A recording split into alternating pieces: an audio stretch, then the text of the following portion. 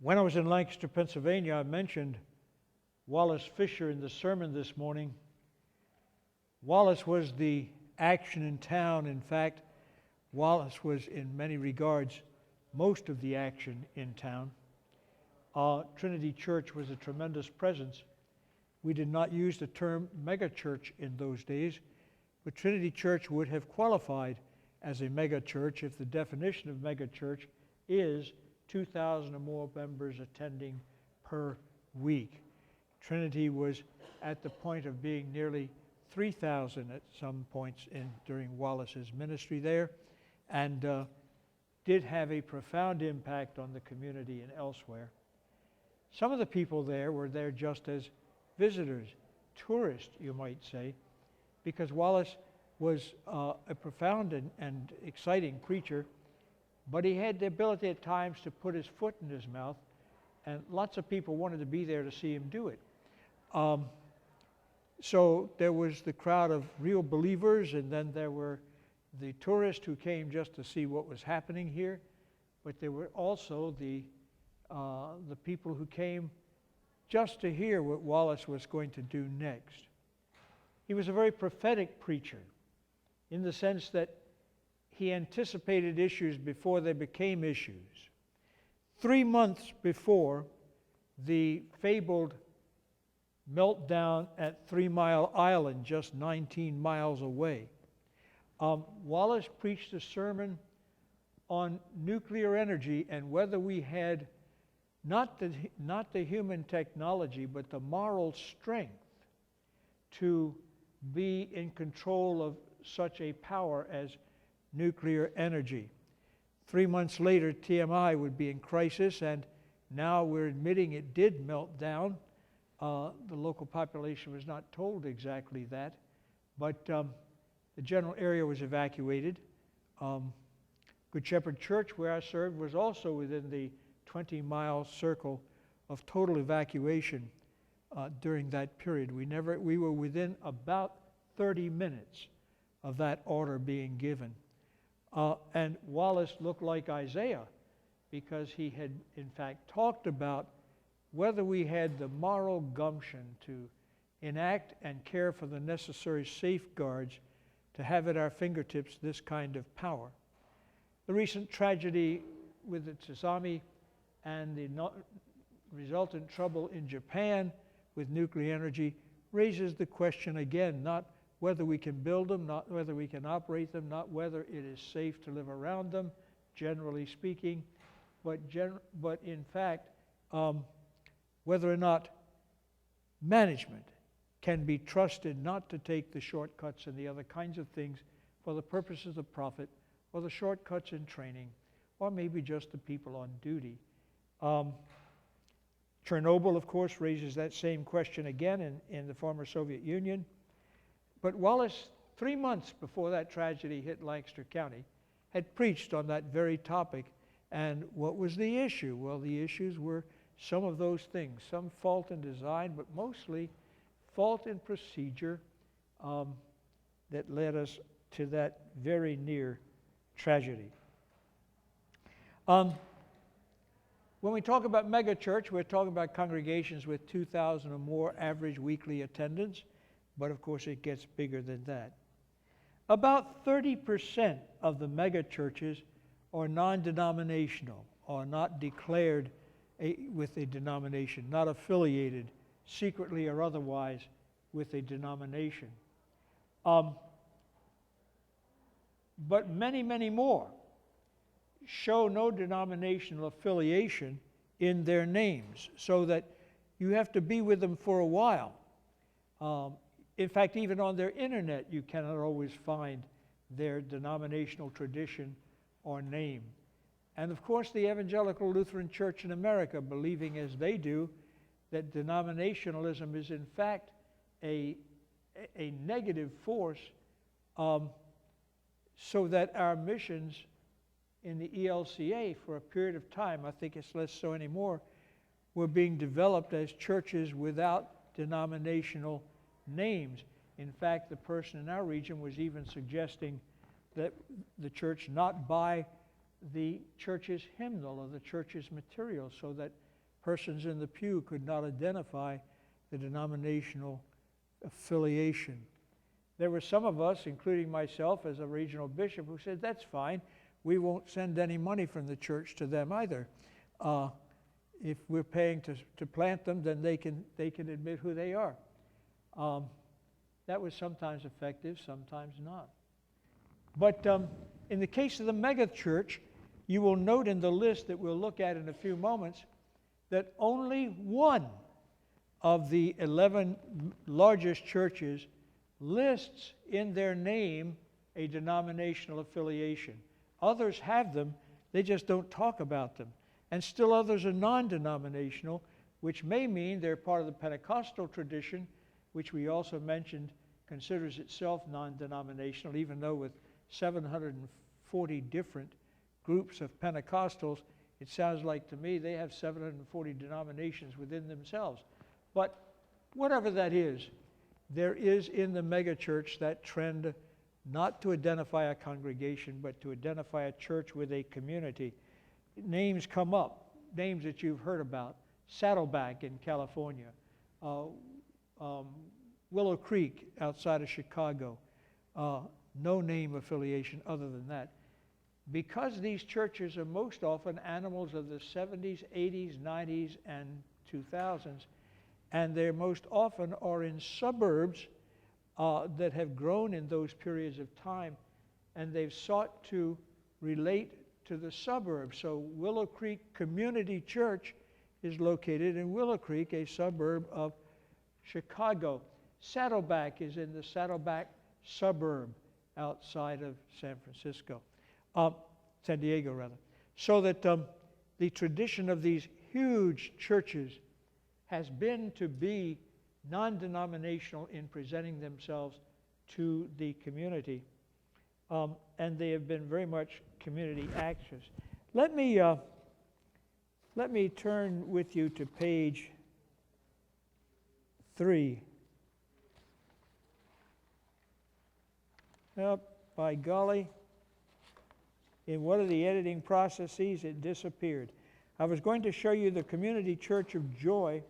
I could have shown others as well, which is a whole campus of buildings. It happens also to be their third campus of buildings. They keep getting larger and keep relocating. The Community Church of Joy, it was until the crisis with the ELCA and ELCA congregation, very fundamental, very biblistic, but an ELCA congregation. After the decision about human sexuality, they joined the North American Lutheran Church. But Community Church of Joy is a Lutheran church. They will tell you that when you're there, but they don't tell it in any of their information. But they are examples of this kind of non-denominational move, even though some of them significantly are not non-denominational. The megachurch movement comes at the same time in which many mainline churches are dying. When I was still bishop, I said that in 10 years, unless there were dramatic changes, 1/2 of the congregations of the Metropolitan Washington, D.C. Synod would be gone. Well, it's been 7 years, and we've closed 7 congregations in those 7 years since I left office as bishop. Just congregations that atrophy away because, are you ready for this? And let me get the numbers right here. That's why I have the stand up here. That's considered to be 320,000 Christian congregations. 320,000 Christian congregations in the United States. But of those 320,000, if you come down to the median, you know what a median is, that's the point at which half are larger, half are smaller. The median size of a congregation, a Protestant, by the way, we're talking about Protestant, not Roman Catholic congregations in this discussion. The median size of those 320,000 congregations is 70 worshipers a Sunday. That means that everything below the median is smaller than that.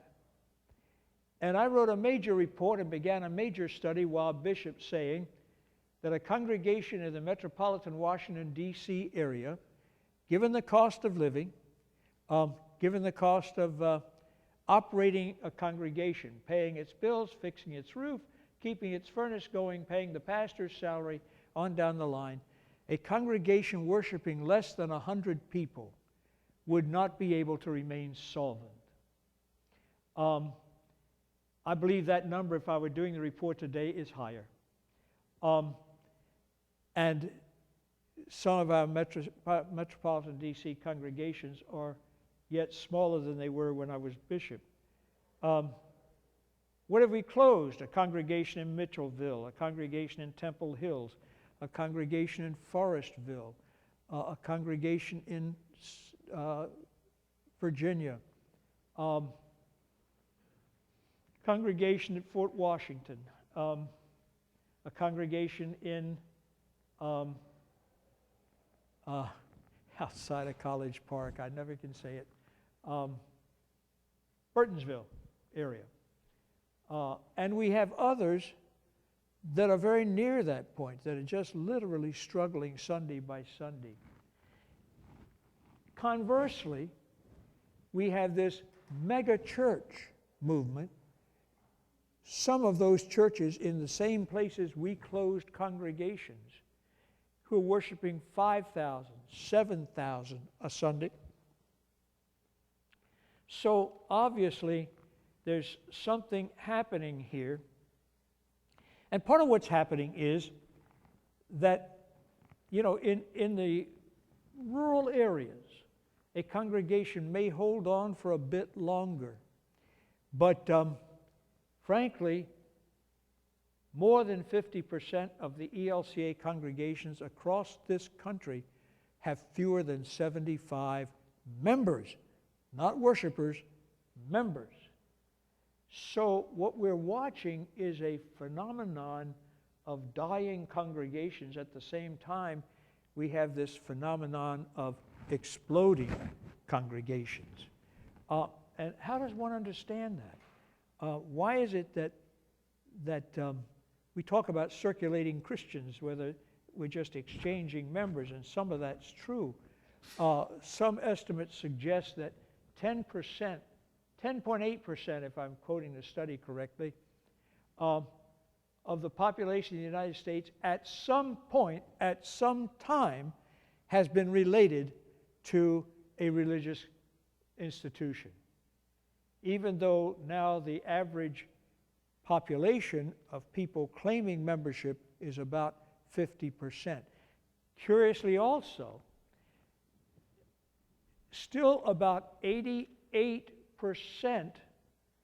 of Americans claim to believe in God, but only 50% claim to be actively involved in a religious institution, Christian, Jewish, Islamic, whatever, so that one half of the culture is not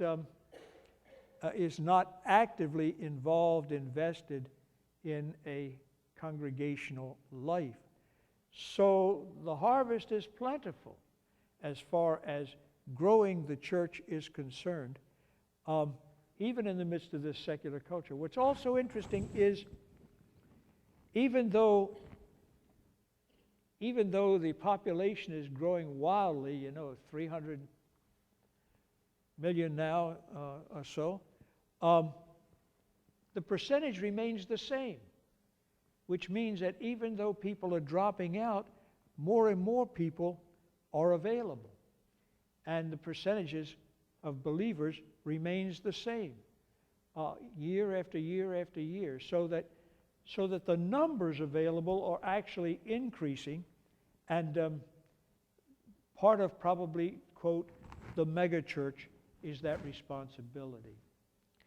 What happens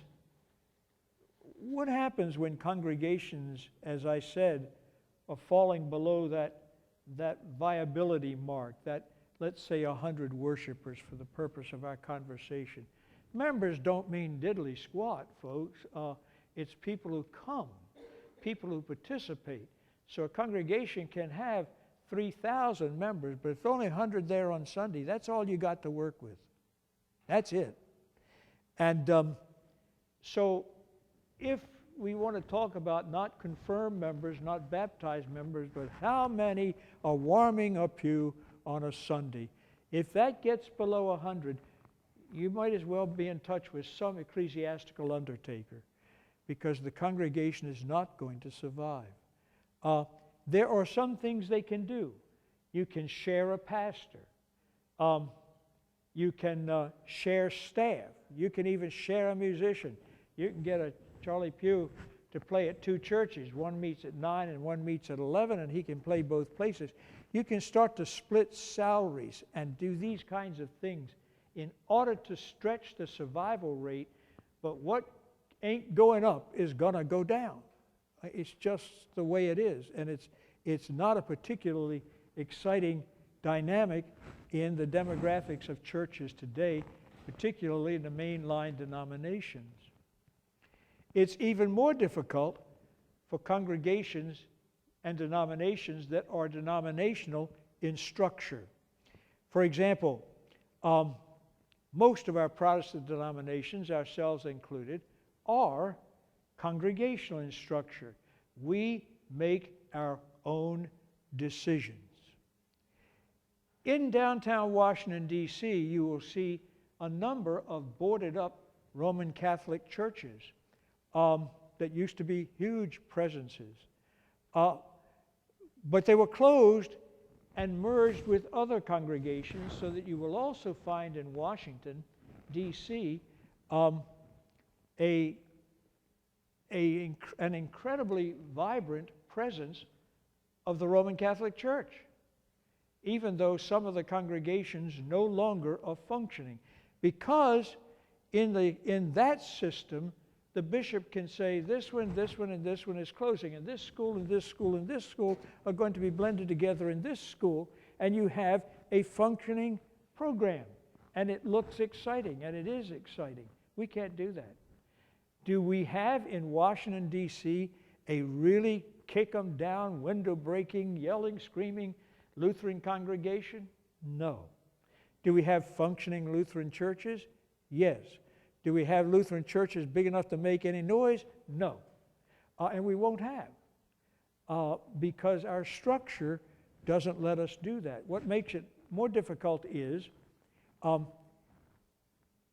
the people who go to the churches in Washington, D.C., for example, are not generally the people who live in Washington, D.C. They're the people who once lived in Washington, D.C., and who moved to suburbia and come back in to go to church because of nostalgic reasons. But that is no longer a neighborhood church. That is no longer going to successfully evangelize those that are in the district. Am I making any sense at all?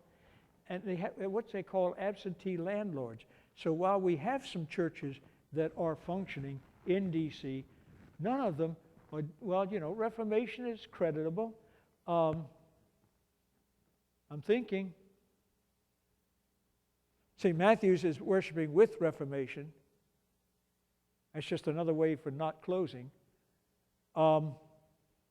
Grace Church has become mostly an ethnic congregation, but it is still functioning, but very small on 16th Street.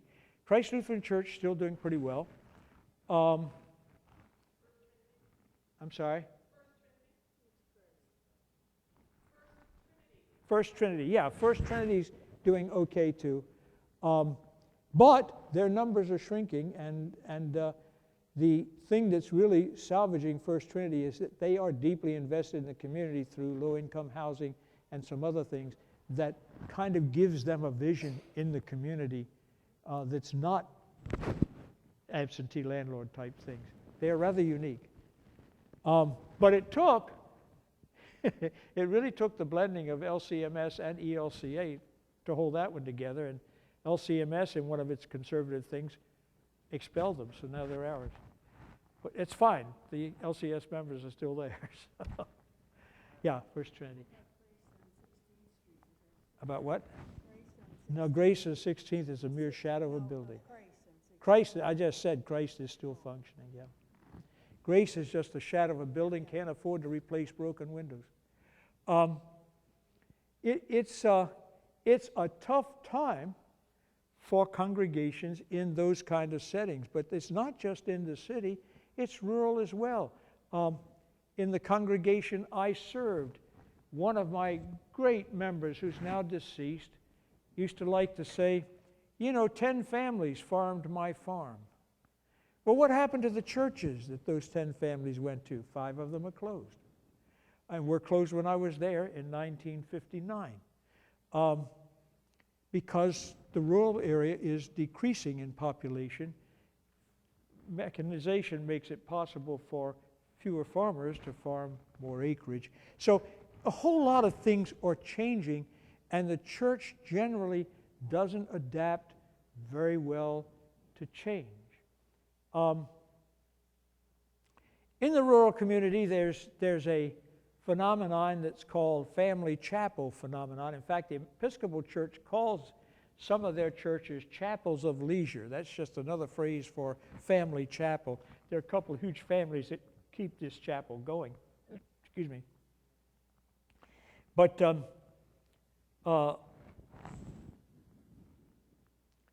in the city, we don't have the families whose roots are sunk down here. Many of the congregations had, I think of our Saviors in Temple Hills. They've gone through a couple crises and are now struggling with just a handful of people. But what has happened to our Saviors is, in essence, as people have moved out of the area, they've also moved to other churches. They have no particular lifelong, I was baptized in that church kind of loyalty, which is also an urban phenomenon.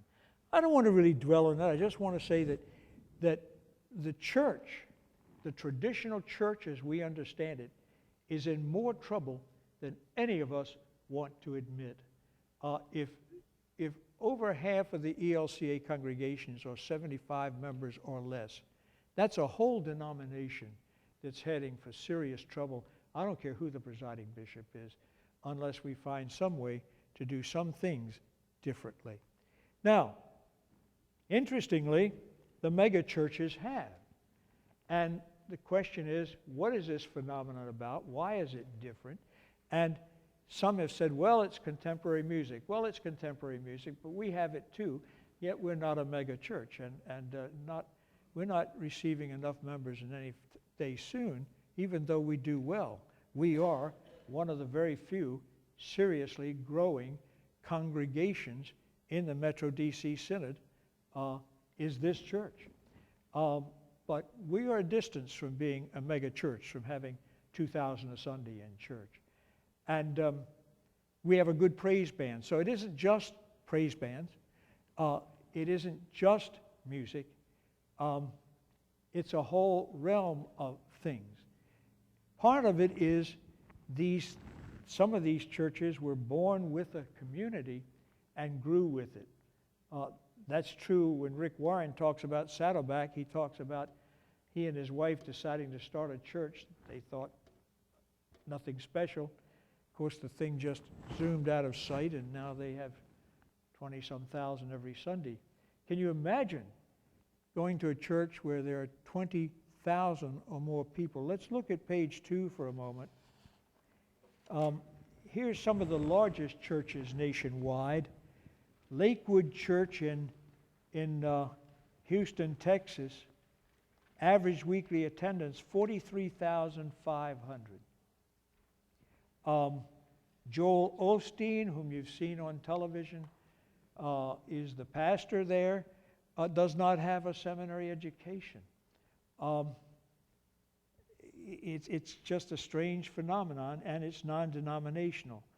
Calvary Chapel, Fort Lauderdale, Florida, is part of a Calvary Chapel network now, but that's really just non-denominational. But Bob Coy, its pastor, has decided to become imperial in his structure. Their average weekly attendance is 18,000. Fellowship Church in Grapevine, Texas, think Waco, Texas.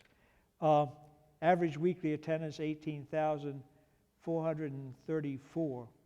I like these when it's 434, not 35, not 30, not 50. The average attendance, 18,434. Kerry Shook is its pastor. They are part of the Southern Baptist Convention. So as I'm sorry, I jumped down. Grapevine, Texas, is Southern Baptist Convention. Ed Young is the pastor. He is the son of another pastor in that James General area, and I'll get to that in a moment. Then there's Woodlands, Texas. Notice this is the name of a community or an area. Average weekly attendance, 18,434. Kerry Shook's pastor. Then Saddleback Church, Lake Forest, California. Rick Warren. Many of us have read his books. Purpose-Driven Life is Rick Warren. Many of us have read Purpose-Driven Life. That's 20,000. By the way, if you look on page 3, one of the pictures that's here is the narthex, the vestibule, whatever we call that thing out there. Here it is for Saddleback Church. You could land a 747 in that thing. I mean, it is huge. And, you know, as cameras are, you can only get at one angle of it and get another. It curves on around. But Saddleback now, 20,000 plus, and that is Southern Baptist Convention. But they don't say anything about it. Woodlands Church, Kerry Shook, is Southern Baptist Convention. Ed Young Fellowship Church is Southern Baptist Convention, SBC. Northeast Christian Churches in Louisville, Kentucky, 22,000. Dave Stone is Church of God. That's a Pentecostal affiliation. Second Baptist Church, one of the few that's been an established denominational congregation that has grown into being what we call a megachurch. Second Baptist Church in Houston, Texas, has Dr. Ed Young. You said, didn't we just see his name? No, that's the father of the other guy. And they have 22,723. Not 4, 3. I mentioned Willow Creek earlier with Bill Hybels as pastor, is non-denominational. Average weekly attendance, 24,000. North Point Community Church, Alpharetta, Georgia. Andy Stanley is pastor, non-denominational, 24,000. But that 24,000 comes from 5 different campus locations. And you say, how do they do that? Well, you have a lead pastor at each of the 5 campuses. And that lead pastor takes care of the ministry in that area and the volunteers and all of that in that particular place. But your preaching is done by the senior pastor on a main screen that plays in all 5 of the campuses. So you have a link with Mother Church, okay, even though you have programs that are more locally developed around the campus size.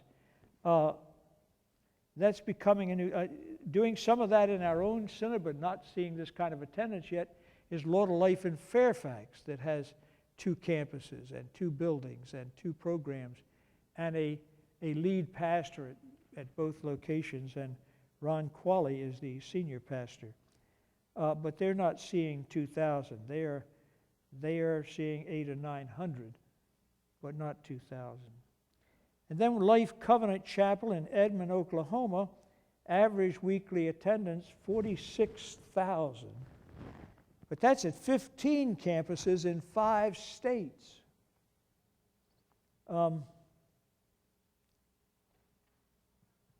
So non-denominational. And then I mentioned Community Church of Glendale, Arizona. Think Phoenix, 2,200 a Sunday. Walt Callisted, pastor. They're on their 3rd campus. And when I say campus, they are like a number of, you drive in 4-lane access roads, you drive in, you have adequate parking for everybody, but you also have this huge circular drive with several buildings. around the drive. One is a gymnasium. One is a youth program building. Another is food service, cafeteria kind of thing, where you can go before or after services. And then, of course, you have the large church that seats about 5,000 people. But I mean, among the Lutherans, that's one of the few we have. There are a couple others, one in Tempe, King of Kings in Tempe, Arizona. I don't know what their numbers are. I didn't bother to look them up. But there's perhaps half a dozen Lutheran congregations. According to the Lutheran magazine, the largest ELCA congregation and weekly attendance, which is 9,500, is in West Des Moines, Iowa. Yeah, and that's an established congregation. Maybe a few years old, but Phyllis Yeah. and I have both attended that. Yeah, that's correct. And there's another one in outside of Minneapolis. While I was at St. Luke, they called me and asked me to come out for an interview, and I said, how cold does it get? And they told me, and I said, how long does it stay that cold? And they told me, I said, I can't hear the Holy Spirit below 50 degrees, so I never went out. Yes? Central Lutheran is a huge congregation, but much smaller than it once was. It's still, I mean, you know, it's a huge building. They have 100 ushers to take up the offering. Used to. I don't think they have that many anymore. They also went through some crises, like sometimes large churches do, which has taken some steam out of the sail for a while. They'll recover. They'll do all right. In Minneapolis, congregations of several thousand members are just, they're like bugs in the summertime. They're just all over the place. If you've got a congregation of 1,000, you're one of the smallest churches in Minneapolis. But, yeah. But when we talk about attendance of 2,000 and up, we have pitifully few. But you're right about Des Moines, Iowa. That is a huge, huge operation. And our services are all basically contemporary. Yeah. They Yeah. have a chapel where they have a traditional service for those few people who want to go there. Doesn't take a large space for that crowd, huh? Yeah.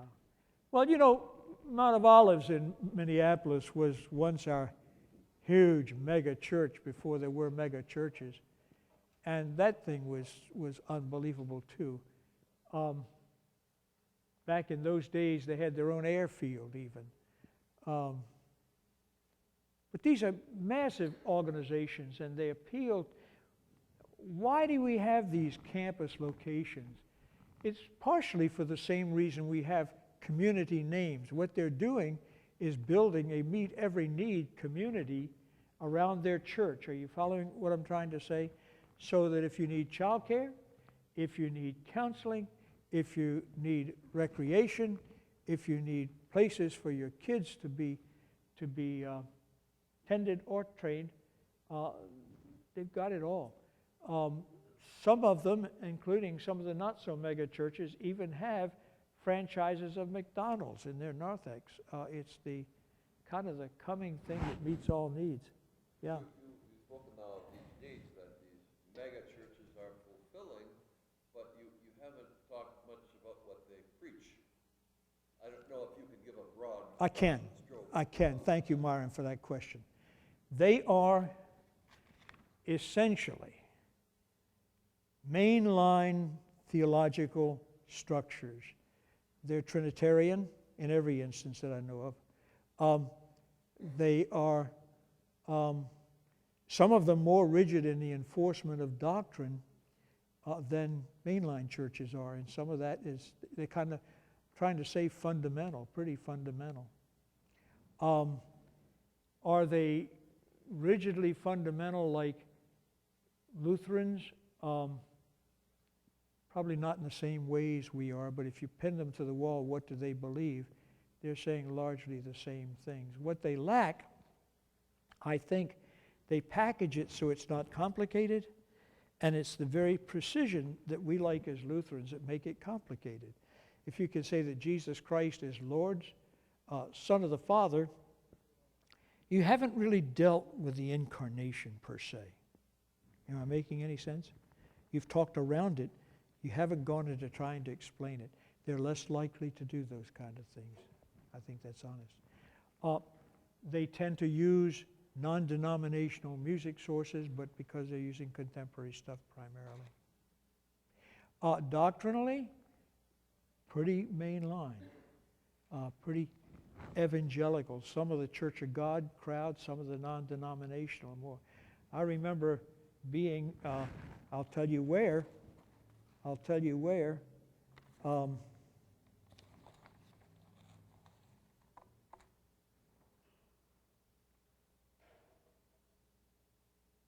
Why can't I find it?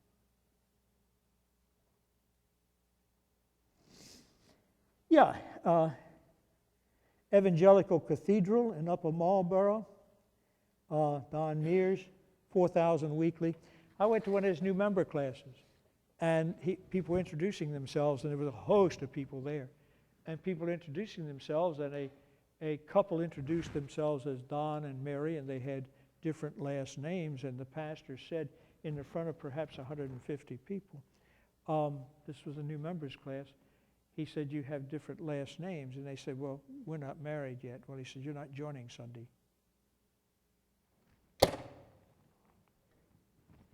So many of these churches, I would also note, by the way, my experience in college was that the fraternity with the toughest requirements had the longest waiting line. And we have thought that by watering it down, we can let everybody in and demand nothing of anybody, may be just the wrong strategy. These people are probably on their basic issues, tithing. Many of them simply require tithing. Others teach it. There was a question over here, Carolyn?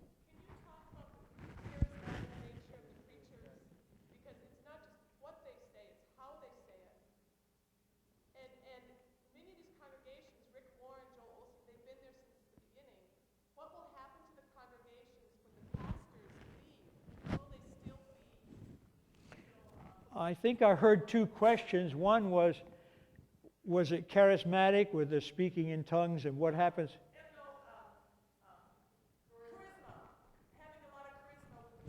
Charisma with the senior pastor. Yes. Okay. Well, there are two sides to the charisma issue. One is that, yes, it is some of the charisma of the senior pastor, the founding pastor, and as I note in this paper, virtually all of the churches I've listed now are still with their founding pastors. Only one has changed. And when that change is through retirement, as in this case it was, it's gone rather well. They brought in a person from a much, much smaller operation, and you would have thought, never pull it off, and it's gone well. In cases where there's been misconduct, then that's another issue, and it has not gone well, because the charismatic leader has betrayed the crowd, and the crowd leaves in droves. But where there's been a normal transition, it's gone all right, even though one would be suspicious that it won't. And there are some studies now. It's such a young movement that there's not a lot of study about that yet, but there's some short studies that have been made. And the question was, who succeeds the charismatic pastor? That's the question you ask. And the answer is we don't have a lot of data on that yet, and where there is data, it hasn't been a bad story. So then the second question comes is, why does that happen? How is it possible that we can have a Rick Warren or a Bill Hybels, who Saddleback and Willow Creek? How do we have this transition from these name brands? And part of the answer is, if you watch Bill Hybels or even Rick Warren preach, there's nothing particularly exciting about what they're doing. It's not the kind of, well, it's a pretty rational, mostly easygoing kind of thing. So there isn't so much of a style issue.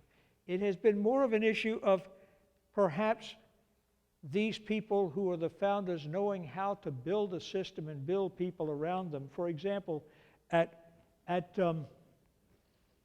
Willow Creek, there's 300 parking lot attendants. There's several hundred ushers. There is the food service staff. There is the evangelism staff. There are the greeters. There is a kiosk in the narthex where you have greeters that span out with new members that come in and sometimes accompany them to worship.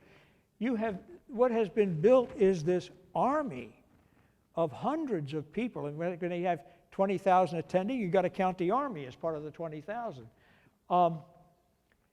Those people are into the system and will stay. And the system will keep going even when Bill Hybels is not there. Or am I making any sense at all? So that they get simply a person who is intelligent, who is likable, who can preach, who can do good things. They've done all right. And really, that's been, one of my concerns as bishop, quite honestly, was because we have so many small congregations and not very many large congregations, my biggest headache month after month was when Luther Place needed a pastor, or, and I forgot to mention their going concern, or when a major church like this one needs a pastor. We did a long search here before we finally called our present pastor. So that the larger churches are harder to fill because we're not working with a lot of experience. For them it's the same, except the non-denominational thing, they can search the whole crowd. They can take whom they will. Does that help at all? So far it has not been an issue. I saw another hand over here. Yeah.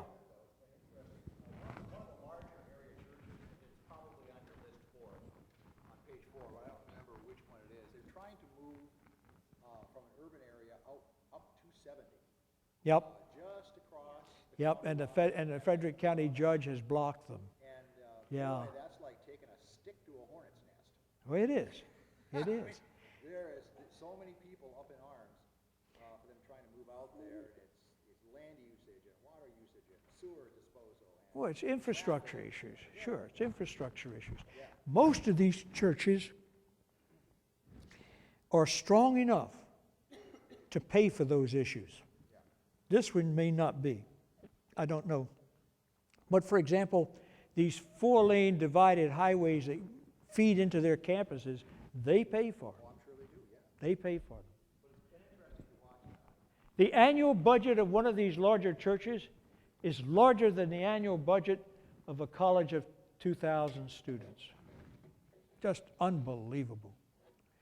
But when you require everybody to tithe, you got 20,000 people in church, you do all right. Other questions? Yeah. Well, we were involved, as you know, starting Prince of Peace in the early 80s. And the question comes to mind, or came to mind many, many times, why did Gaithersburg need another Lutheran church? And we determined over a number of years that they really didn't, because there were 3 Lutheran churches. But we struggled with that for years. That at Prince of Peace in Gaithersburg, there were people from here that could have gone, but there was no reason for them to switch churches.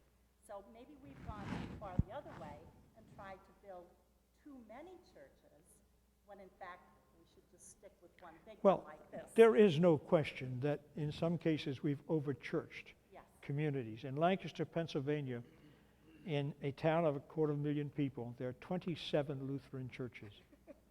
Not all of them do well. There was a hand back here. That was my question also. Who makes the decision on where churches go? Yeah, where churches go. Okay. Like she's saying. There are some comity committees, we call them, multi-denominational, even with the Lutheran Church Majority Synod, that meets to talk about what our mission plans are, and we try not to build over each other. We wanted a Lutheran church in Poolsville. Turns out that's Missouri Synod territory. They've got the franchise out. The committee, yeah, exactly right. They bought land first, so they got it. Yeah, and others don't ask, they just come, you know. There's not interdenominational cooperation on a broad base. There is some, even one of the few things left is LCMS and ELCA still meet regularly, talk missions. When you close a church, do those 100 people go to another Lutheran church, or do they scatter? Question was, when you close a Lutheran church, did that 100 people go to some other church? No. We don't have any control where people go. And some do go to other Lutheran churches closer to the homes that they live. They've been coming to St. Mary's by the Texaco station because that's where they were members, so they drive across town to stay there. But when it closes, they will go to a church nearby. But there isn't any longer any guarantee it'll be Lutheran. And worse yet, far too many will probably go nowhere. And the reason for that is, I remember so well one of my early experiences before I was bishop.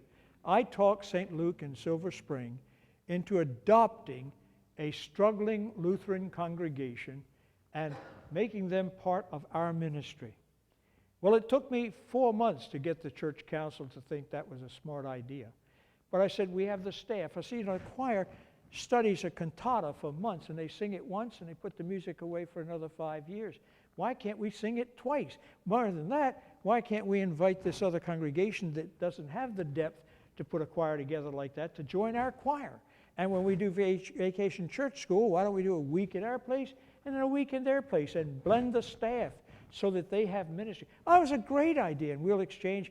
We had clergy on our staff. We'll rotate, and we'll cover the pulpit, and maybe once a month senior pastor will come to that church. And so we went to them with an offer. And the offer was at no cost to them. We would bill them into the ministry at St. Luke. It was a gutsy decision, and it was not an easy sell. And we went there with our congregational treasurer and a council president and myself, and we made our proposal. It was kind of like, you can't turn it down. And I remember their council president finally saying very graciously, you don't understand, Pastor Schneider. We don't want to do this anymore. We're tired. And they didn't. And they closed. Now, here was a chance to rebirth a ministry. They'd made some classic mistakes. It was a merged church to begin with, and they'd had 2 pastors and confirmation classes of 50 kids 10 years earlier, and it went to the dogs in no time. And I began to walk the streets, and most of the people were African American. And you know what I got told?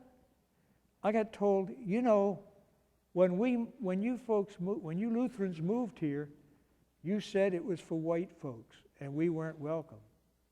We're not going to come save you now. I sat on people's front porches and got that message in a dozen different fashions. We had simply burned out our welcome. We deserved it.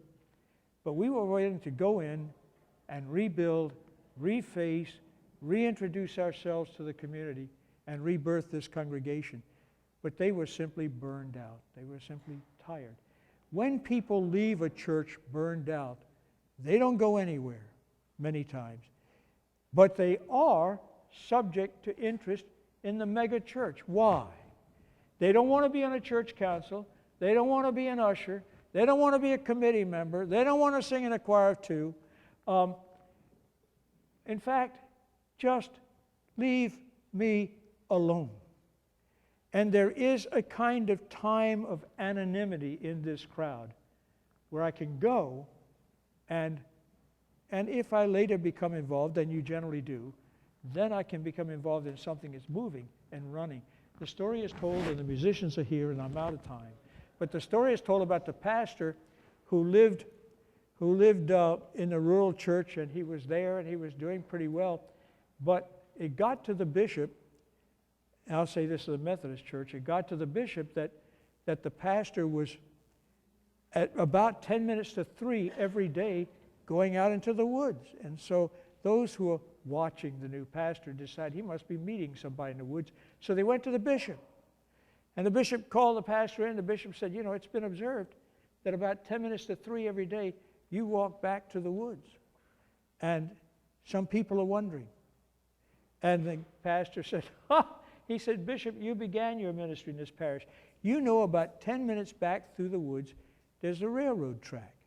And he said, about 5 minutes after 3, the train comes roaring through down that track on schedule, right on time, day after day. And I go, and when I get there, it's way down the track. And I walk up to the edge of the track, and I put my feet as close as I dare stand, and I close my eyes, and this train goes by, and the ground shakes, and the wind blows, and the sound shatters in my ear, and I pray, thank you, Jesus, that I don't have something to push. After a while, you simply burn out when we're trying to do ministries that don't want to fly. Am I making any sense at all? And those people for a while have had it with church, so they often don't go anywhere.